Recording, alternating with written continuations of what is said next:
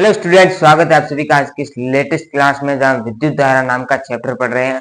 आज हमारे lecture number 3 है और लास्ट क्लास में हमने विभवांतर पढ़ लिया था। आज की क्लास में हम ओम का नियम पढ़ने वाले हैं।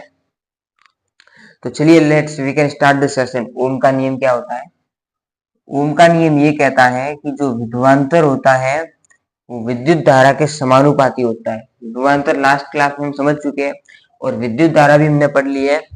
तो ये जो विभवांतर है ये विद्युत धारा के समानुपाती होता है। आप जानते हैं समानुपातिकता का मतलब क्या होता है? जैसे मान लो ए समानुपाती है बी के, इसका मतलब ये होता है कि अगर ए बढ़ेगा तो बी भी बढ़ेगा और ए अगर घटेगा तो बी भी घटेगा। यानी जो ए के साथ होगा वही बी के साथ होगा। ए बढ़ेगा तो बी भी बढ़ेगा और ए घटेगा तो बी भी घटेगा। ये मतलब होता है समानुपाती का। तो v जो है वो I के समानुपाती होता है और जब भी ये बीच का समानुपातिकता का चिन्ह हटता है एक कांस्टेंट आता है, नियतांक आता है। एक नियत यानी फिक्स संख्या होती है वो यहाँ पे आती है। यानी v में अगर ये समानुपातिकता का चिन्ह अगर मैं हटाऊं तो यहाँ पर आएगा v बराबर I तो एज इट इज है, यहाँ पर आएगा r आएगा। r समानुपातिकता स्थिरांक है एवं R होता है प्रतिरोध। R होता है प्रतिरोध और यहां से R का फॉर्मूला निकल के आएगा R बराबर V अपॉन I। ये फॉर्मूला R का। अभी आपसे एक सवाल पूछता हूं। सवाल ये है कि R बराबर V अपॉन I हमारा जो फॉर्मूला है, अगर इस V को दुगना कर दिया जाए, V को दुगना कर दिया जाए तो क्या होगा? एवं ये जो करंट है I को अगर मैं दुगना करूं, I को भी दुगना कर दिया जाए तो क्या होगा? सोचिए इसके ऊपर क्या होगा। तो देखो V को अगर मैं दुगना करूं, R बराबर V को दुगना करूं 2V होगा अपॉन I। ये फॉर्मूला, ये आंसर निकल के आएगा। यानी R जो है वो डबल हो जाएगा। V को अगर दुगना करूं तो नया R निकल के आएगा,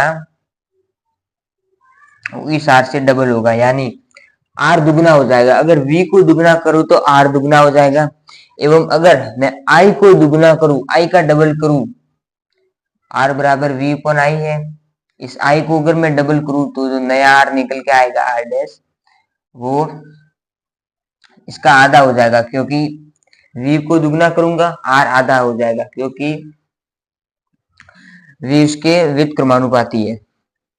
अभी ये जो आंसर निकल के आया है हमारा, ये पूरी तरह से गलत है। ये एग्जाम में आ सकता है।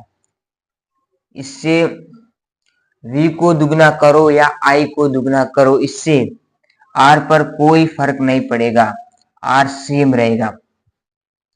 तो चलिए इसकी स्टोरी की भाई ऐसा क्यों होता है। तो देखो V जो है वो I के समानुपाती है। V I के समानुपाती है यानी अगर V को बढ़ाए तो I बढ़ेगा एवं V को घटाए तो I घटेगा।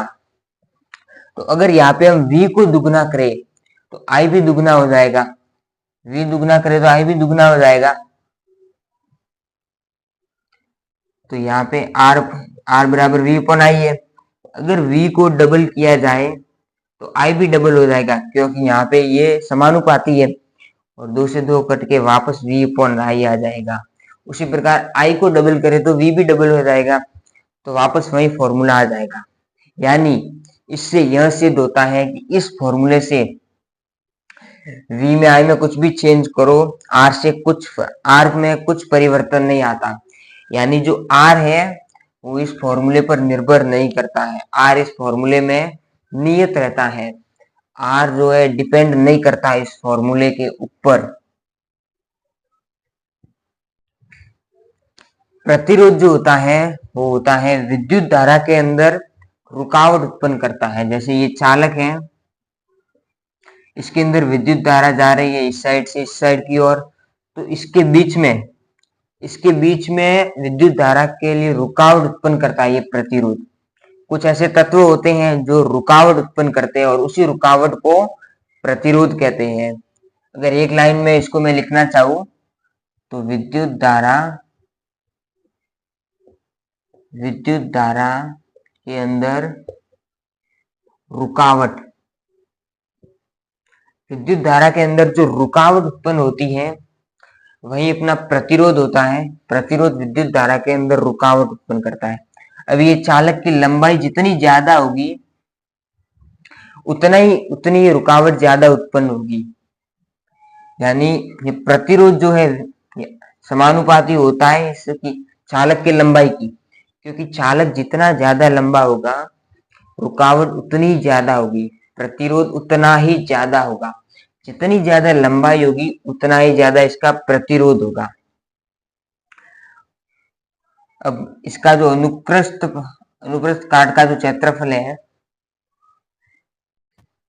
अगर हम प्रतिरोध की अनुप्रस्थ काट के क्षेत्रफल पर निर्भरता चेक करें, जैसे मान लो एक अनुप्रस्थ काट का क्षेत्रफल, अनुप्रस्थ काट का क्षेत्रफल मतलब इसका जो आगे वाला हिस्सा होता है, ये तार है, इसकी इस साइड और इस साइड वाला जो हिस्सा है उसका जो क्षेत्रफल है वो अनुप्रस्थ काट का क्षेत्रफल होता है। जैसे मान लो एक अनुप्रस्थ काट का क्षेत्रफल है ये, इसके अंदर से भी आई धारा जानी है, और एक थोड़ा बड़ा है अनुप्रस्थ काट का क्षेत्रफल ये है, इसके अंदर से भी आई धारा जाएगी, तो किसके अंदर रुकावट ज्यादा होगी?